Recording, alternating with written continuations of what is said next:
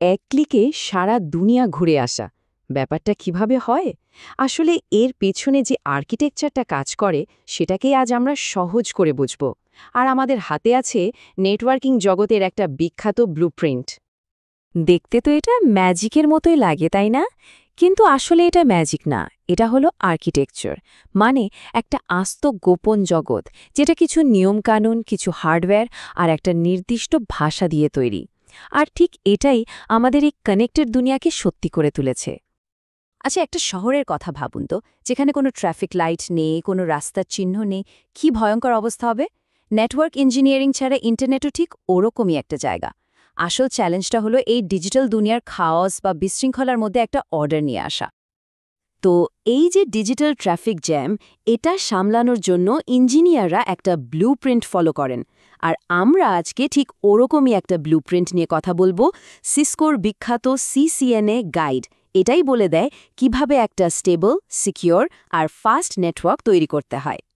চলুন তাহলে গভীরে যাওয়া যাক। যে কোনো বড় বিল্ডিং বানাতে গেলে যেমন একটা শক্ত ভিত লাগে, নেটওয়ার্কের বেলাতেও ঠিক তাই। আর এই ভিতটা তৈরি হয় মূলত দুটো জরুরি হার্ডওয়্যার দিয়ে। একদিকে আছে সুইচ।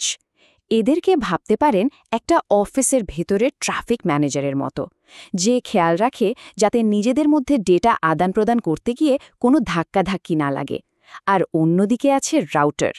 এরা হলো হাইওয়ের মতো, যা একটা শহরকে আরেকটা শহরের সাথে, মানে একটা নেটওয়ার্ককে আরেকটা নেটওয়ার্কের সাথে জুড়ে দেয়।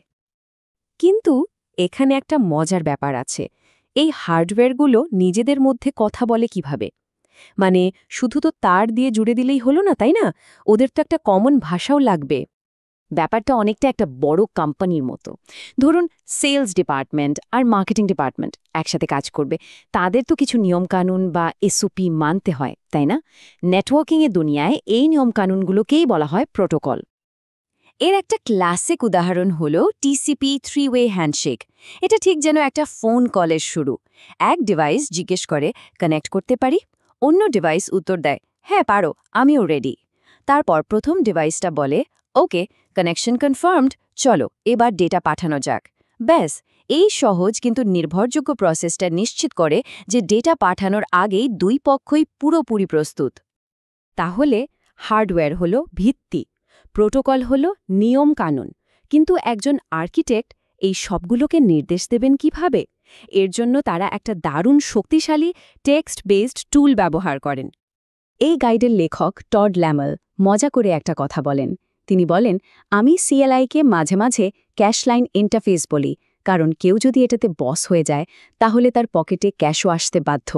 মানে এই কমান্ড লাইন ইন্টারফেস বা সিএলআই হল নেটওয়ার্ক কন্ট্রোল করার আসল ক্ষমতা। দেখুন, একটা কমান্ড দেখতে হয়তো খুবই সিম্পল, কিন্তু এর কাজটা অসাধারণ। এটা শুধু কয়েকটা শব্দ না, এটা অনেকটা নেটওয়ার্কের একটা লাইভ এক্স-রে রিপোর্টের মতো। এক কমান্ডেই পুরো সিস্টেমের কনফিগারেশন, মানে এর ভেতরের সব কিছু চোখের সামনে চলে আসে। বেশ, তাহলে আমরা হার্ডওয়্যার দেখলাম, প্রোটোকল বুঝলাম, কমান্ডও দেখলাম।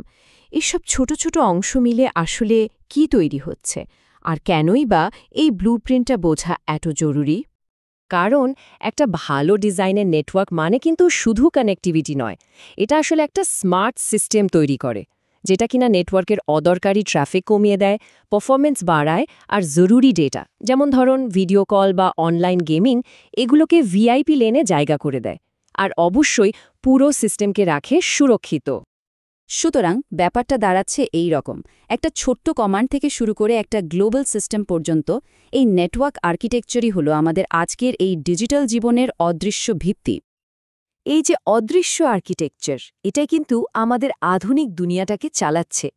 এটা কয়েক দশকের ইনোভেশন দিয়ে গড়া একটা সিস্টেম, আর এর ব্লুপ্রিন্টটা বোঝা মানে হলো এর ভবিষ্যৎ কি হতে পারে সেটা কল্পনা করার প্রথম ধাপটা পেরোনো। ভাবনার বিষয়, তাই না?